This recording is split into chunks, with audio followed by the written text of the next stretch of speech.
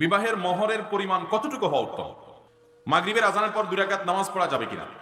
মাগরিবের আজানের পর একামতের আগে 2 রাকাত নামাজ আছে কিনা? একটা হাদিস আমরা জানি, নবী সাল্লাল্লাহু আলাইহি ওয়াসাল্লাম বলেছেন, বাইনা কুল্লি আযানিন ওয়া ইকামাতিন রাকাতান, প্রত্যেক আজান এবং একামতের মধ্যে 2 রাকাত নামাজ আছে। এখন প্রত্যেক নামাজে তো এটা আছে বুঝলাম, কিন্তু মাগরিবে কি হবে?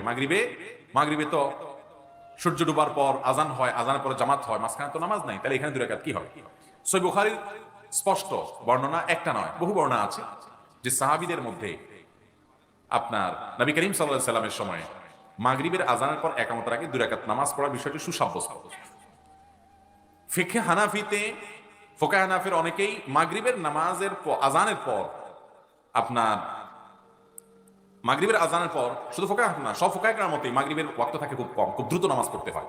এই জন্য অনেক ওলামায়ে কেরাম এটাকে মাকরু বলেছেন যে মাগরিবের আজানের পর যদি 2 রাকাত নামাজ পড়তে যায় তাহলে কি হবে? ফরজ নামাজটা বিলম্ব হবে। তো বিলম্ব হয়ে গেলে মাগরিবের ওয়াক্ত তো কম থাকে, তাড়াতাড়ি নামাজ পড়তে হয়। এই জন্য সূরাটাও কেসার সূরা আছে, ছোট ছোট সূরা দিয়ে পড়তে হয়, তাড়াতাড়ি নামাজ শেষ করা যায়। সেখানে সবাই যদি সুন্নাত পড়া শুরু করে দেয় তাহলে অনেক সময় ব্যয় হয়ে যাবে। এই জন্য ফুকাহে হানাফির অনেকে এটাকে মাকরু বলেছেন।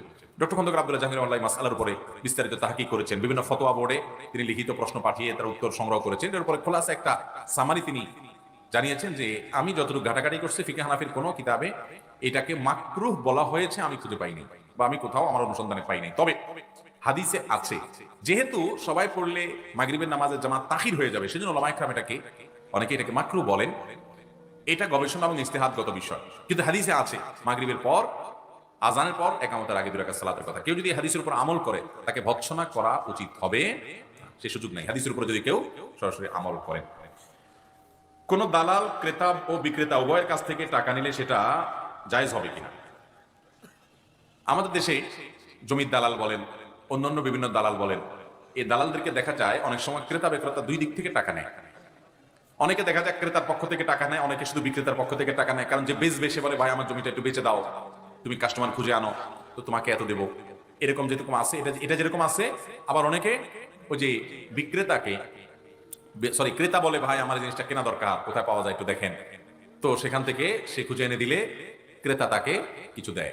আবার অনেক দালাল আছে যে বিক্রেতার কাছ থেকেও খায়, ক্রেতার কাছ থেকেও খায়। বিশেষ করে আজকালকার যুগে বেশিরভাগ ক্রেতা দালালি বোধহয় এই টাইপের, তাই না? তো এটা জায়েজ হবে তখন যদি সে ক্রেতা বা বিক্রেতা কারোর পক্ষ থেকে উকিল না হয়, অর্থাৎ ক্রেতার সাথেও কোনো চুক্তি নাই, বিক্রেতার সাথেও চুক্তি নাই, সে নিজে নিজে দালাল। কে জমি বেচবে খুঁজে বেড়ায়, আর যে কে জমি কিনবে সেটাও খুঁজে বেড়ায়।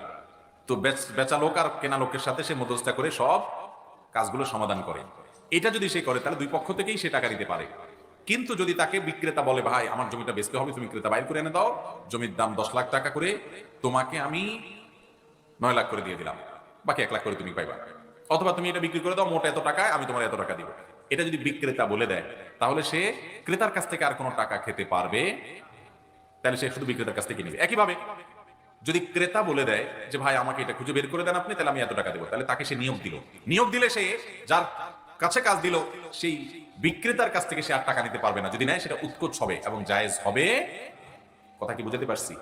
তাহলে যে কোনো এক পক্ষ থেকে নিয়োগ প্রাপ্ত হলে শুধু তার টাকা খেতে পারবে, অপর পক্ষের টাকা খাওয়া যাবে না। তখন এটা সুদ হবে, ঘুষ হবে, উৎকোচ হবে এবং আরো নানা কারণে গুনাহ হবে না, জায়েজ হবে।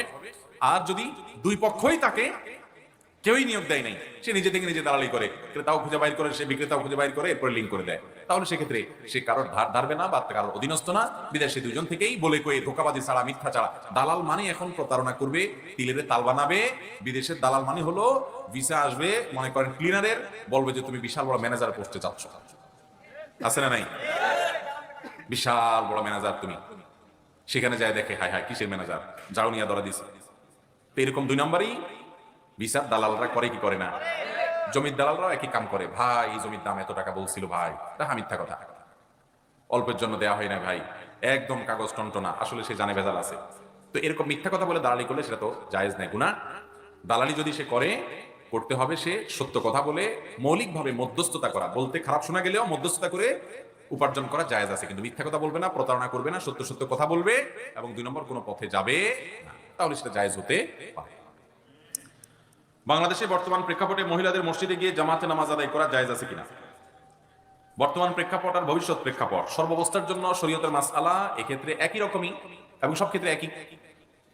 নবী করিম সাল্লাল্লাহু আলাইহি ওয়াসাল্লাম অত্যন্ত পরিষ্কার ভাষায় জানিয়েছেন, একজন মহিলা নবী সাল্লাল্লাহু আলাইহি ওয়াসাল্লামের পেছনে নামাজ পড়ার জন্য মসজিদে নববীতে আসতেন। ভালো করে শুনে রাখেন। নবী করিম সাল্লাল্লাহু আলাইহি ওয়াসাল্লাম তাকে বললেন, তোমার জন্য মসজিদে এসে নামাজ পড়ার চাইতে তোমার বাসায় নামাজ পড়া উত্তম। বাসার এরিয়ার ভিতরে, বাইরের এরিয়ার ভিতরে নামাজ পড়া উত্তম মসজিদে আসার চাইতে। আর এরিয়ার ভিতরে পড়ার চাইতে বাইরের ভিতরে ঢুকলে পড়লে আরো বেশি উত্তম। ভেতরের আরো কোনো ভেতরে কক্ষ থাকলে সেখানে পড়লে আরো বেশি উত্তম তোমার জন্য। অর্থাৎ পুরুষরা মসজিদে এসে নামাজ পড়লে যে সওয়াব পাবে, তুমি ভেতরে নামাজ পড়লে তার চেয়ে বেশি সওয়াব পাবে। এই জন্য মহিলারা শুধু নামাজ পড়ার জন্য মসজিদে আসবে না। সাধারণত শুধু নামাজ পড়ার জন্য মসজিদে আসবে না, তারা বাসা নামাজ পড়বে, এটা হলো সচরাচর এবং সাধারণ জেনারেল বিধান।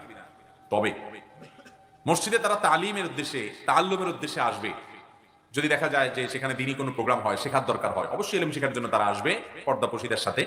সেই সাথে বাজারে, ডাক্তারের কাছে, শপিং মলে, বাহিরে, সফরে যাচ্ছে, বাপের বাড়ি, অন্য কোনো জায়গায় বেড়াতে যাচ্ছে, তাহলে এরকম পথে যখন তাদের নামাজের ওয়াক্ত হবে, তখন কি তারা বলবে যে ঠিক আছে, ওই যে বাসায় তো নামাজ পড়া উত্তম, তাহলে বাসায় যায় পড়বো, ওয়াক্ত গেলেও এটা করবে? তখন ওই অবস্থায় মসজিদগুলোতে গিয়ে নামাজ পড়বে। এই জন্য শহরের এবং পাবলিক প্লেসের, রাস্তার পাশের যেসব মসজিদগুলোতে পথচারী বিভিন্ন রকমের মানুষ, মহিলাদের নামাজ পড়ার প্রয়োজন হয়, সেগুলোতে অবশ্যই মহিলাদের জন্য ব্যবস্থা রাখা উত্তম এবং উচিত এবং কর্তব্য। অনেক মসজিদ আছে, শহরের মসজিদ, সেখানে মহিলাদের জন্য নামাজের কোনো ব্যবস্থা নেই। ডক্টর খন্দকার আব্দুল্লাহ জাহাঙ্গীর রহমাতুল্লাহ বলতেন যে মহিলারা বাসায় অবস্থান করবে, প্রয়োজন হলে তারা বাইরে যাবে, এটা ইসলামের নির্দেশ। এখন যেভাবেই হোক আমাদের মহিলারা সব রাস্তা বাইর হয়ে গেছে, আমরা আটকে রাখতে পারি নাই। তো যেহেতু পারলাম না, এখন বাইর হয়ে গেছে, এখন আমাদের সামনে অপশন দুইটা। একটা হলো যাদের রক্ত হলে নামাজ পড়ার সুযোগ দেবো, আর একটা হলো যে না, বাইরে সুস্কার নামাজ টামাজ নাই, বাসা যায় পড়ি, শক্ত পেলে। কোনটা করবে? নামাজের ব্যবস্থা রাখা দরকার, বিশেষ করে এরকম পরিস্থিতিতে। অতএব সফরে, ফেরিঘাটে, বাস স্টেশনে, পাবলিক প্লেসে, আমাদের দেশে বাস স্টেশনগুলোতে মহিলাদের নামাজের ব্যবস্থা এখন হচ্ছে অনেকটা, কিন্তু অনেক জায়গায় এখনো হয় নাই। মার্কেটগুলোতে প্রচুর মহিলারা আসে, তারা নামাজ কোথায় পড়বে? ব্যবস্থা থাকতে হবে অবশ্যই। এরপরে প্রশ্ন হলো, বিবাহের মহরের পরিমাণ কতটুকু হওয়া উত্তম? ভাইরা আমার, বিবাহের মহর এটা যত কম হবে তত বরকতময় হবে বিবাহ। বিবাহের মহর যত কম হবে, বিবাহ তত বরকতময় হবে। নবী করিম সাল্লাল্লাহু আলাইহি ওয়াসাল্লাম বলেছেন, সবচেয়ে বরকতময় বিবাহ, সবচেয়ে উত্তম বিবাহ হলো যে বিবাহতে খরচ কম। অন্য হাদিসে আসছে যে বিবাহতে মহরের পরিমাণ কম, ওই বিবাহ সবচেয়ে উত্তম বিবাহ। খায়রুস সাদাকে আইসারুহু, সবচেয়ে উত্তম মহর হলো যে মহরের পরিমাণটা কম থাকে। এবং অন্য এক হাদিসে আসছে ইন্না আদামান নিকাহি বারাকাতান আইসারুহু মাউনাতান, ওই বিয়ে সবচেয়ে বরকতময় হয় যে বিয়েতে মহরের পরিমাণ কম থাকে। এই হিসাব করলে আজকাল কয়টা বিয়ে বরকতময় হয় সেটা একমাত্র আল্লাহ ভালো জানে। মেয়ের বাপরা 10 লাখ, 20 লাখ, 30 লাখ ঢাকায় বসে থাকে, কেন? যাতে বিয়েটা টিকে। আর নবী সাল্লাল্লাহু আলাইহি ওয়াসাল্লাম বলে দিয়েছেন, মহরের পরিমাণ বেশি হলে বরকত কম হবে, ওইটাতে বরং রিস্ক হবে, টিকবে কম, সম্ভাবনা কম থাকবে। মহর থাকবে কম, বিয়েতে বরকত হবে বেশি। নবী সাল্লাল্লাহু আলাইহি ওয়াসাল্লামের ওয়াদা, আল্লাহ থেকে জেনে তিনি ওয়াদা করেছেন, নিজে থেকে করেন না। অতএব মেয়ের বাবারা নবী সাল্লাল্লাহু আলাইহি ওয়াসাল্লামের কথার প্রতি বিশ্বাস নাই, ওই 10 লাখের ফিগারের প্রতি বিশ্বাস আছে। এটা খুবই জঘন্য বিষয়, একটা বাজে কালচার হয়ে গেছে আমাদের সমাজে। আরে ভাই, যার অনেক সামর্থ্য আছে, আল্লাহ কোটি কোটি টাকা দিয়েছে, সে 10 লাখ 20 লাখ মহর দেখ, ভিন্ন কথা। কিন্তু যেই ছেলেটা বেতন পায় 20,000 টাকা, আপনি জানেন আপনার মেয়েকে যার সাথে বিয়ে দিতে যাচ্ছেন সে বেচারা বেতন পায় 20,000, 25,000, 30,000, তো আপনি তার কাছ থেকে 10 লাখ টাকা মহর দাবি করেন কোন মুখে? কোন মুখে আপনারা দাবি করেন? এটা রীতিমতো জুলুমের পর্যায়ে চলে গেছে। এই জন্য আমি প্রায় বলি, আমাদের বাপ চাচাদের বয়সী যারা মুরব্বীরা যারা আছেন, এই যে ডানে বামে সামনে যেসব মুরব্বীরা আছেন, খবর নিয়ে দেখেন 70-80 ঘরে যাদের বয়স, এসব মুরব্বীদের বিয়ের মহর ছিল 5 টাকা, 60 টাকা, 10 টাকা, 3 টাকা, 1 টাকা, 2 টাকা। সেই যুগের 1 টাকা, 2 টাকা, 10 টাকা এই যুগের তুলনায় অনেক বেশি ছিল, তাই বলে 10 লাখ টাকার বেশি ছিল না। কি বলেন? ওনাদের বিয়েগুলো বেশি টিকছে নাকি আজকালকার পোলাপানের বিয়ে 10 লাখ 20 লাখের নিচে হয় না, এখন বিয়ে বেশি টিকে? আগের গুলো বেশি টিকে না এখনকার গুলো টিকে? আগের গুলো সব মেড ইন জাপান, ভালোবাসা এত লাগা লাগছে, বিয়ে হয়েছে তো হয়েছে, শত শত বিয়ের ভিতরে 2-4টা ভাঙতো, আর এখন সব মেড ইন চায়না হয়ে গেছে। বিয়ে করে ডোল তবলা পিটায় হালাল হারাম বাজ বিচার নাই, বিশাল ফুর্তি করে আনন্দ করে বিয়ে করে মাত্র নিয়ে গেছে, কদিন পরে দেখা যায় ঠুস করে হয়ে গেছে।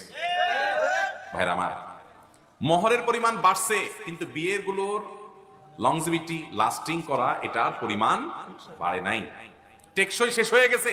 কারণ সুন্নাহর বাইরে কল্যাণ থাকতে পারে। মেয়ের বাবারা মহরের পরিমাণ কমাবেন তো। আমরা যৌতুকের বিরুদ্ধে কথা বলি, সংগ্রাম করি, যুদ্ধ করি, ভালো কথা, সেটা চালিয়ে যেতে হবে। সচেতনতা অনেকটা বৃদ্ধি হয়েছে, মানুষ এখন অনেক সতর্ক, আলহামদুলিল্লাহ। কিন্তু মেয়ের বাবারা, আপনাদেরও তো দায়িত্ব আছে। আপনারা এতগুলো মহর চায় বসে থাকবেন, বিয়েকে কঠিন করে দিবেন। একটা ছেলে চাইলে জেনা করতে পারে কিন্তু বিয়ে করতে পারে না, এটা কোন সমাজ? বিয়েকে সহজ করেন। টাকা 10 লাখ 20 লাখের দিকে নজর দিয়েন না, নজর দেন ছেলেটার দিকে, বিশ্বাস করেন মেয়েটা সুখী থাকবে যদি ছেলেটাকে আপনি নেককার, মুত্তাকি, পরহেজগার, দিনদার, আল্লাহ ভীরু, ইমানদার, আল্লাহকে ভয় পায় এরকম একটা ছেলে যদি কর্মঠ দেখে আপনি বাছাই করে নিতে পারেন, আপনার ফ্যামিলির সাথে মোটামুটি ম্যাচ করে, ইনশাআল্লাহ আপনার মেয়ে অনেক সুখে থাকবে ওই পয়সার বস্তার চাইতে। বিয়ের জন্য একটা টাকার বস্তা না খুঁজে একটা ভালো ছেলে খুঁজেন। আল্লাহ তাআলা আমাদের মেয়ের বাবাদেরকে হেদায়েত দান করুন। তাহলে এই হাদিসের আলোকে যে হাদিসটা শোনালাম আপনাদেরকে, যে খায়রুস সিদাকে আইসারুহু, খায়রুন নিকাহি আইসারুহু, সবচেয়ে উত্তম বিবাহ যে বিবাহতে খরচ সবচেয়ে কম হয়। এখন আমাদের দেশে মনে করা হয় বিয়েতে যদি খরচ হয় অনেক টাকা, লাখ লাখ টাকা খরচ হয়, আমরা মনে করি ওরে বাপ রে বাপ, এটা মনে হয় একটা বিয়ে হইল। আর নবী সাল্লাল্লাহু আলাইহি ওয়াসাল্লাম ভাষ্য অনুপাতে ওই বিয়েতে কল্যাণের পরিমাণ সবচাইতে কম হবে। এজন্য ভাইরা, অপচয় নয়, অপব্যয় নয়, এবং মহরের নামে বিশাল বড় ফিগার ধরাধরি যেন না হয়। আল্লাহ তাআলা মেয়ের বাবাদেরকে হেদায়েত দান করুন। কত দৃষ্টান্ত নিবেন আমার কাছে, শত দৃষ্টান্ত আমার কাছে আছে। মেয়ের বাবা ভালো ছেলে, উপযুক্ত ছেলে, কর্মঠ, পরিশ্রমী, আল্লাহ ভীরু, নিজের সাথে ফ্যামিলিগত ম্যাচ হয় মোটামুটি দেখে দিয়ে দিছে, টাকা পয়সা বাজ বিচার করে নাই, অনেক সুখে আছে। বহু দৃষ্টান্ত আমার চোখের সামনে আছে। আর টাকার বস্তা দেখে বিয়ে দিছে, মেয়ের জন্য ছেলে দেখে নাই, দেখছে একটা টাকার বস্তা, কদিন পরে ওই টাকার আগুনে পুড়ে সব ছারখার হয়ে গেছে। এরকম দৃষ্টান্ত আপনাদের আশেপাশে আছে না বহুত? অতএব আল্লাহ তাআলা মেয়ের বাবাদেরকে হেদায়েত দান করুন, মেয়েদেরকে হেদায়েত দান করুন, মেয়ের মাদেরকে হেদায়েত দান করুন, মেয়েদেরকে হেদায়েত দান করুন, ছেলেদেরকে আল্লাহ তাআলা হেদায়েত দান করুন। এরপরে